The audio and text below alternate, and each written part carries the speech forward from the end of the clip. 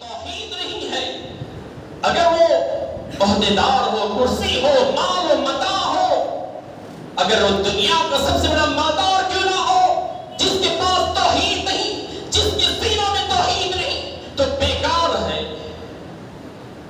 تو گویا کہ اس کی زندگی رائے گاہ ہے جس کے اندر توحید نہیں۔ حضرات، تو یہ اللہ کا شکر ہے کہ ہمیں ایک توحید کے مرکز میں اکٹھا کیا ہے، ورنہ یہ اللہ کی دین ہے، اللہ کی توفیق ہے۔ اگر اللہ کی دین نہ ہو، اللہ کی سعادت نہ ہو، اللہ کی توفیق نہ ہو، تو دوسرے لوگوں کی طرح شرک اور کفر میں بھٹکتے رہتے، جن کو توحید کا علم نہیں، توحید کی پہچان نہیں، رب کی پہچان نہیں، رب کا تعارف نہیں، تو سب سے پہلے اللہ کو شکر ادا کرنا چاہیے۔ حضرات، یہ تمہید کلمات کے بعد مجھے جس موضوع پر روشنی ڈالی ہے، جو حکم دیا گیا ہے نوجوانوں کے تعلق سے، موجودہ دور میں نوجوان کا کردار، موجودہ دور میں نوجوان کا کردار کیسا ہونا چاہیے۔ آج نوجوان کا کردار کیسا ہے اور کردار کیسے ہونی چاہیے؟ حضرات، موجودہ دور اس لیے کہ آج کا دور اس لیے کہا گیا کیونکہ آج کے دور میں فتنوں کا انبارہ ہے، یہ الغار ہے، ہر سو ہر جانب فتنے ہی فتنے، یہ فتنے کو ختم کرنا ہی نہیں کہ دوسرا فتنہ جنم لے لیتا ہے۔ اگر اموات یا اگر بیماری کا فتنہ ہے، قابل برداشت ہے، اگر اموات کا موت در موت اگر خاندان میں ہو، اس پر بھی قابل برداشت ہے، صبر ہے۔ کوئی پریشانی ہے گھریلوی، تب بھی قابل برداشت ہے۔ اگر فتنہ، یہ فتنہ ایسا ہے کہ سمندر کی موجوں کی طرح ٹھاٹے مارتا ہوا یہ فتنہ ہے، نوجوان کو تباہ و برباد کر رہا ہے، نوجوانوں کی زندگی تباہ و برباد اور نابود ہو رہی ہے۔ عقائد میں ہو، ایمان میں ہو، آج نوجوانوں کے ایمان کی حفاظت کرنا، دین کی حفاظت کرنا مشکل اور دشوار ہے۔ آج نوجوانوں کا کردار شہرت میں، ریاکاری میں، شہرت میں، یا نوجوانوں کو سیاسی لوگ خرید رہے ہیں چند پیسوں سے، چند درہموں سے، اور یوتھ کے نام پر نوجوانوں کو خریدا جا رہا ہے، ان کے ذہنوں کو بگاڑا جا رہا ہے۔ نہیں معلوم کہ نوجوانوں کا کردار کیسے ہونی چاہیے۔ حضرات، کیونکہ نوجوان جسے رب کے دین کا علم نہیں ہے، توحید کا علم نہیں ہے، کتاب و سنت کا علم نہیں ہے، نوجوانوں کو ان کی جوانی کی قدر و قیمت نہیں ہے، رب کے دین کے بارے تعلق سے علم نہیں ہے۔ من یرید اللہ بہ خیرا یفقہہ فی الدین، اللہ کے نبی صلی اللہ علیہ وسلم نے کہا، جب اللہ تبارک و تعالی کسی بندے کے تعلق سے خیر کا ارادہ فرماتا ہے، کسی بندے سے چاہنے لگتا ہے، اس دن دنیا کی حکومت، دنیا کا عہدہ، دنیا کی کرسی نہیں عطا کرتا، بلکہ دین اسلام کا فہم عطا فرماتا ہے، رب کے دین کی صحیح فہم، صحیح سمجھ عطا فرماتا ہے۔ اور وہ نوجوان قابل مبارکباد ہیں جن کو رب کائنات دین کی سچی سمجھ، افہام و تفہیم عطا فرماتا ہے، جو رب کے دین کی طرف آگے بڑھتے ہیں، وہ نوجوان قابل تعریف ہیں۔ حضرات، اور اس کے برعکس وہ نوجوان جن کو رب کے دین کے تعلق سے علم نہیں ہے، افہام و تفہیم نہیں ہے، وہ بھٹک رہے ہیں، گمراہی و ضلالت میں پڑے ہوئے ہیں، جہنم کے قریب جا رہے ہیں۔ اور کچھ نوجوان شبہات میں مبتلا ہیں، اور کچھ ایسے نوجوان جو اسکول اور کالج میں تعلیم حاصل کرنے والے یا عیسائیوں کی کالجوں میں اسکول میں پڑھنے والے، وہ کئی ایسے حدیثوں پر، قرآن مجید کی آیتوں پر اعتراض، شبہات ان کے ذہنوں میں بھرے ہوئے ہیں۔ ایک نوجوانوں کا ایک بڑا طبقہ ہے جو کتاب و سنت کی تعلق سے شبہات میں شک میں مبتلا ہے، ان کو صحیح رہنمائی نہیں ہے۔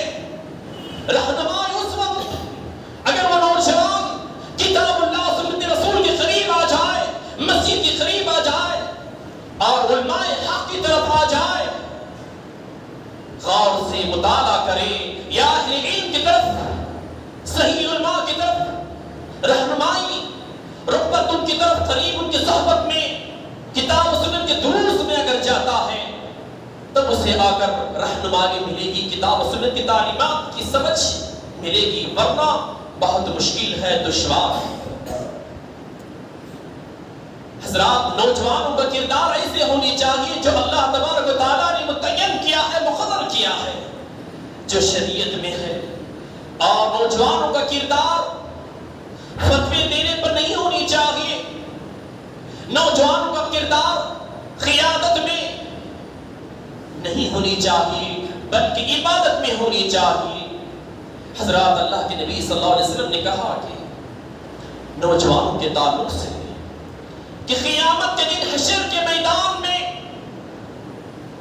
کوئی سایہ نہیں ہوگا اور سورج بالکل قریب ہوگا۔ رب حکم دے گا، آئے فرشتوں، جاؤ، جا کر ان نوجوانوں کو لے کر آؤ۔ فرشتے کہیں گے اللہ ان کو کیسے لے کر آئے؟ 7 افراد کو جاؤ، آج ان کے لیے کوئی سایہ نہیں، اور ان کو لے کر آؤ تو دھوپ سے بچا کے لے کر آؤ، ان کے لیے کوئی چھت نہیں، کوئی سایہ نہیں، آج ہی میرے عرش کا سایہ ان کے لیے نصیب ہوگا۔ اور اس میں ایک شخص وہ بھی ہوگا جو امام عادل، جو عدل کرنے والا، انصاف کرنے والا، سب کے ساتھ مساوات، اپنا ہو یا غیر، وہ توحید میں بھی، رسالت میں بھی، ہر چیز میں عوام کے ساتھ بھی وہ عدل کرنے والا، انصاف کرنے والا، اس کو بھی سایہ نصیب ہوگا۔ دوسرا وہ شخص جس کا دل معلق مسجد سے لگا رہتا ہے، وہ مسجد سے چپٹا رہتا ہے، مسجد میں، عبادات میں، نوافل میں، تلاوت قرآن میں، اللہ کے ذکر میں اور دروس میں اور مسجد کی صفائی میں، اللہ کے ذکر میں، عبادت میں مصروف رہتا ہے۔ تیسرا وہ شخص جو صدقہ دیتا ہے چھپا کر، دائیں ہاتھ سے دیتا ہے تو بائیں ہاتھ کو خبر نہیں۔ چوتھا وہ شخص جب ایک حسین و جمیل خوبصورت عورت دعوت دیتی ہے بدکاری پر، تو نوجوان اللہ سے ڈرنے والا انی اخاف اللہ کہتا ہے، میں اللہ سے ڈرتا ہوں، تو وہ چیز سے انکار کرتا ہے۔ اور پانچواں وہ شخص کہ وہ دو شخص جو اللہ کی محبت سے ملتے ہیں، بیٹھتے ہیں اور اللہ کی محبت سے بچھڑتے ہیں، اللہ کے لیے دوستی کرتے ہیں، اللہ کے لیے کسی سے دشمنی کرتے ہیں۔ اور چھٹواں وہ شخص، پانچواں وہ شخص جو اللہ کو تنے تنہا یاد کرتا ہے، آنکھوں میں آنسو بہاتا ہے، روتا ہے اللہ کے عذاب کو یاد کر کے، اور وہ آنکھ، اللہ کے نبی صلی اللہ علیہ وسلم نے کہا، جو تنہا اللہ کی یاد میں عذابوں کو یاد کر کے آنکھوں بہاتا ہے، آنکھوں میں اس کے آنسو بہتے ہیں، وہ آنکھ کو نار جہنم چھو نہیں سکتی، کیونکہ وہ آنکھ ریاکاری کی آنکھ نہیں، آنسو نہیں، شہرت کی اور ریاکاری کی آنسو نہیں، بلکہ اللہ کی یاد میں ہوتا ہے۔ چھپا وہ شخص ہے جو ساتواں شخص جو شاب و نوجوان، اللہ رب العالمین نے ساتویں شخص کو کہا جو وہ نوجوان جو اللہ کی عبادت میں مصروف رہتا ہے۔ حضرات یاد رکھیے، وہ نوجوان اللہ کی عبادت میں رہتا ہے۔ عبادت کا معنی صرف نماز میں یا سجدے کی حالت میں ہمیشہ نہیں، بلکہ عبادت کا معنی ایک جامع معنی ہے۔ نماز بھی، ذکر و اذکار بھی، اور عبادت ہر وہ قول، ہر وہ فعل جو اللہ کو راضی کرنے کے لیے، اللہ کو خوش کرنے کے لیے کرتا ہے، شریعت کے موافق ہو، شریعت کے خلاف ورزی نہ ہو۔ اور یاد رکھو نوجوانوں، حشر کے میدان میں ابن آدم سے، آدم کے بچوں سے 5 سوالات کیے جائیں گے، اور اس میں ایک سوال یہ بھی کیا جائے گا، عمر کے بارے میں سوال کیا جائے گا، تم نے عمر کہاں گزاری۔ دوسرا سوال جوانی کے بارے میں پوچھا جائے گا کہ تم نے جوانی کو کس کام میں لگایا تھا۔ حالانکہ پہلے سوال میں جوانی بھی آ جائے گی، عمر کس کو کہتے ہیں، ولادت سے چھوٹے بچے سے لے کر بڑھاپے تک عمر ساری آ جائے گی، لیکن یہاں پر خصوصی طور پہ جوانی کا ذکر کیا اللہ کے نبی صلی اللہ علیہ وسلم نے۔ جوانی کے بارے میں سوال کیا جائے گا کہ اس نے جوانی کہاں گزاری، کس کام میں لگائی، کیونکہ جوانی کی عبادت اللہ کے ہاں سب سے محبوب اور پسندیدہ ہے۔ اس جوانی کو ہم تباہ و برباد نہیں کرنی چاہتے۔ یہ جوانی کو رب پوچھے گا قیامت کے دن میں، حشر کے میدان میں سوال کیا جائے گا اس جوانی کے تعلق سے۔ تو اس لیے حضرات، اس جوانی کو ہم لہو لعب نہیں لگانا چاہیے۔ رب کے دین کی نشر و اشاعت کے لیے عبادت میں، ذکر و اذکار میں لگانا چاہیے۔ اور سنو کہ یہ فتنوں کا دور ہے۔ اللہ کے نبی صلی اللہ علیہ وسلم نے کہا کہ ایسے فتنے ہیں کہ ایک آدمی صبح میں مومن رہتا ہے، رات میں کافر ہو جاتا ہے، رات میں مومن ہوتا ہے، صبح میں کافر ہو جاتا ہے۔ گویا کہ وہ اپنے ایمان کو کھو بیٹھتا ہے، چند پیسوں میں، چند سکوں میں اپنے ایمان کو بیچ دیتا ہے۔ یہ صورتحال حضرات، ایسے دور میں استقامت فی الدین پر رہنی چاہیے۔ نوجوانوں کو مساجد سے چپتے رہنا چاہیے، کتاب و سنت کے دروس میں رہنا چاہیے، عقائد کو مضبوط کرنا چاہیے، اور ہر نیک کام میں آگے بڑھنا چاہیے۔ حضرات یاد رکھیے، ورنہ اگر نوجوانوں کی زندگی، نوجوانوں کا کردار اگر تباہ و برباد ہو جائے تو ان کا مستقبل تاریک اور اندھیرا ہے۔ اور یاد رکھو، آج ضرورت اس بات کی ہے نوجوانوں کو سنبھالنا، سدھارنا، کیونکہ نوجوان ہی قوم کے رہنما ہوتے ہیں۔ نوجوان جو چاہے کر سکتے ہیں۔ آج نوجوانوں کا کردار تباہ و برباد ہو رہا ہے۔ یاد رکھو، نوجوانوں کو بچپن ہی سے اچھی تعلیم و تربیت کی طرف نسبت دینی چاہیے، کوشش کرنی چاہیے۔ اور وہ کہاں سے سدھارنا چاہیے؟ 3 مقامات ہیں۔ نمبر 1، گھر اور یہ ذمہ داری سب سے زیادہ ماں باپ کی ہوتی ہے، بچے ماں باپ کے قریب ہوتے ہیں۔ گھر میں اس کو بتانا چاہیے بچے کو توحید کیا ہے، رسالت کیا ہے، اتباع سنت کیا ہے، اطاعت کیا ہے، خیر کیا ہے، شر کیا ہے، یہ بتانا چاہیے۔ اور نماز کا حکم دے بتائیں۔ اگر اچھی تعلیم و تربیت گھر سے ہوتی ہے تو سدھر سکتا ہے، اور دوسروں کے لیے رہنما بن سکتا ہے، نمونہ بن سکتا ہے۔ اور دوسرا، وہ مقام، وہ جگہ جو گلی اور محلہ ہے، اگر وہاں کی صحبت اگر خراب ہے تو تباہ و برباد ہو جائے گی اس کی زندگی۔ تیسرا، تعلیم گاہ ہے، مسجد جو اگر اسکول ہو، کالج ہو، مدرسہ ہو، اگر اس کی اس مقام پر، اس جگہ پر اچھی تعلیم و تربیت ہوتی ہے، نوجوان اپنے اخلاق کو سدھار سکتا ہے، اپنی کردار کو بنا سکتا ہے۔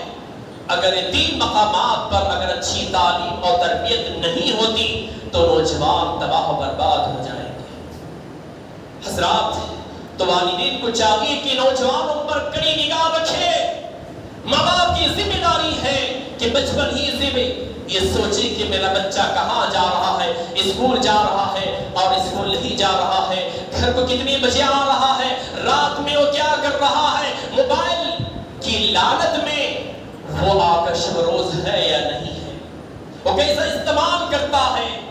آج میرے بھائیوں، آج نوجوان دو چیزوں میں تباہ و برباد ہو رہا ہے، خصوصی طور پہ وہ نوجوان طبقہ جو نشے کی چیزوں میں، ڈرگس میں مبتلا ہے۔ اسلام میں شراب کو ام الخبائث کہا گیا، لیکن آج اس سے بھی کئی گنا زیادہ جو ڈرگس میں نشے کی چیزیں ہیں یہ نوجوان اپنا رہا ہے۔ اللہ پر آج ماں باپ نوجوان کی صحیح تعلیم و تربیت نہ کرنے کی وجہ سے بند کمرے میں خون کی آنسو رو رہے ہیں۔ اس لیے یاد رکھو، چیزوں پر خیال رکھنا چاہیے۔ اور کتنی ایسے ہماری بچیوں، نوجوان لڑکیوں کا ایمان سے وہ خالی ہو رہے ہیں، صرف ایسی کالج کا انتخاب کر رہے ہیں۔ ماں باپ سوچتے نہیں کہ وہاں کے ٹیچرز کیسے ہیں، لاکھوں روپے خرچ کر رہے ہیں ڈگری کے لیے، اور جہاں جس کالج میں ہماری مسلم بچیوں کا ایمان جا رہا ہے، خطرے میں ہے۔ اور کتنی ایسی مسلم نوجوان لڑکیاں ہمارے جو غیروں کی محبت میں ڈوبے ہوئے ہیں۔ تو ان تمام چیزوں کا خیال رکھنا چاہیے، ماں باپ کی ذمہ داری ہے ہم اپنے اخلاق اور کردار کو بنائیں، اپنے بچوں کے اخلاق و کردار کو بھی سنواریں۔ تو حضرات، یہ موضوع تو بہت لمبا موضوع ہے، بس میں اپنی گفتگو کو سمیٹتے ہوئے اللہ تعالیٰ سے دعا کروں کہ اللہ تعالیٰ سب سے پہلے کہنے والے کو توفیق دے اور اس کے بعد میں سننے والے کو توفیق دے۔ آمین ثم آمین۔ دعا الحمدللہ رب العالمین۔ السلام علیکم و رحمۃ اللہ۔